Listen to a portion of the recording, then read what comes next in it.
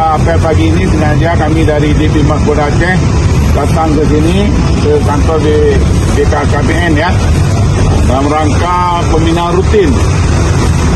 Jadi kita satpam di bawah pembinaan Polda dan Polresta yang ada di sini. Kebetulan kami ada waktu hari ini langsung di sini ya.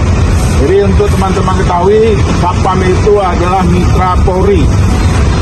Ya, satpam adalah mitra Polri, melaksanakan tugas-tugas kepolisian. Jadi tugas kita jelas dalam pasal 13 Undang-Undang Nomor 2 Tahun 2002, yaitu tentang Kepolisian Republik Indonesia, disebutkan tugas pokok kita ada 3. Yang pertama adalah hal kamtipmas, ya. Teman-teman ingat lagi, hal kamtipmas, memelihara keamanan dan ketertiban masyarakat. Kalau satpam di lingkungan kerjanya, ya, di sini itu tanggung jawab Anda. Apa kegiatannya? Yaitu Tukjawali, pengaturan, penjagaan, patroli dan pengawas. Nah, itulah dalam rangka memelihara keamanan dan ketertiban masyarakat. Jelas? Ya.